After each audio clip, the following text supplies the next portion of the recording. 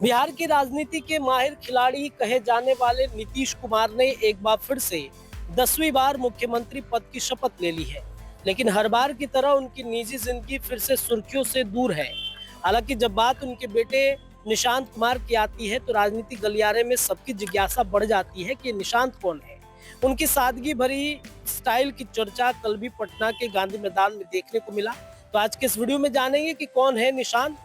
निशांत की बातचीत करें तो इंजीनियरिंग की डिग्री रखने वाले निशांत पिता की बड़ी राजनीतिक विरासत से खुद को दूर कर आध्यात्म और सादगी भरी जीवन शैली को अपनाए हुए हैं। निशांत कुमार का जन्म 20 जुलाई 1975 को बिहार में ही हुआ। उनकी परवरिश और उनकी पढ़ाई का तरीका ये बताता है कि उन्होंने वीवीआईपी कल्चर से खुद को कैसे दूर रखा है। उनके अगर प्रारंभिक शिक्षा की बातचीत करें निशांत की, तो निशांत ने पटना के मशहूर सेंट कैरेंस स्कूल से अपनी प्रारंभिक पढ़ाई शुरू की है। उसके बाद मसूरी के मानव भारती इंडिया इंटरनेशनल स्कूल चले गए। अपने पिता नीतीश कुमार की तरह ही, जो नीतीश कुमार के बारे में चर्चा है कि इलेक्ट्रिकल इंजीनियर है नीतीश कुमार, वैसे ही निशांत ने झारखंड के प्रतिष्ठित बिरला इंस्टीट्यूट ऑफ टेक्नोलॉजी यानी बीआईटी मेसरा से सॉफ्टवेयर इंजीनियरिंग की डिग्री ले रखी है। अपनी पढ़ाई पूरी करने के बाद निशांत ने एक इंजीनियर के तौर पर अपना करियर शुरू किया और राजनीति में शामिल होने के बजाय अपनी प्रोफेशनल लाइफ को प्राथमिकता दी। यह आप सभी को जानकर हैरानी होगी कि जहां लालू यादव के बेटे तेजस्वी और रामविलास पासवान के बेटे चिराग ने अपने पिता के राजनीतिक विरासत और को संभाल रखा है, बागडोर को संभाल रखा है, वहीं निशांत कुमार ने राजनीति में आने से साफ इनकार कर दिया है। हालांकि निशांत कुमार को लेकर के 2 साल पहले से यानी 2023 के अंत और 2024 की शुरुआत में लगातार ये बात उठती रही कि निशांत राजनीति में एंट्री कर रहे हैं। ये बात 2017 के जब इन्होंने मीडिया में कहा था कि उन्हें राजनीति में ना तो दिलचस्पी है और ना ही इसकी जानकारी है। उन्होंने साफ किया कि उनका पहला प्यार आध्यात्म है और वह इसी रास्ते में आगे बढ़ना चाहते हैं। अगर बात निशांत कुमार के रहन सहन की करें तो सादा जीवन में यकीन करते हैं निशांत कुमार। निशांत लाइमलाइट और शोर शराबों से दूर रहते हैं।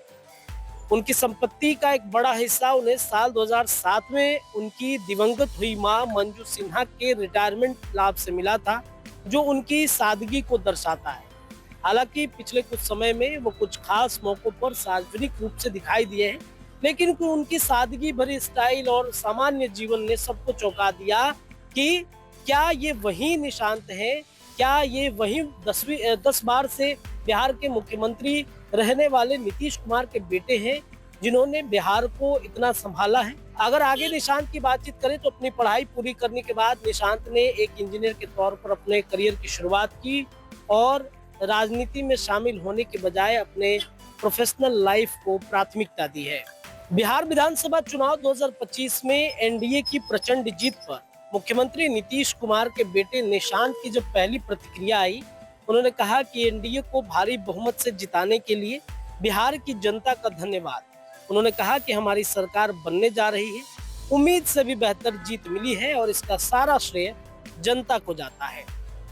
उन्होंने कहा कि पिताजी ने जो 20 साल काम किया है, मैं जनता ने उसी का इनाम दिया है।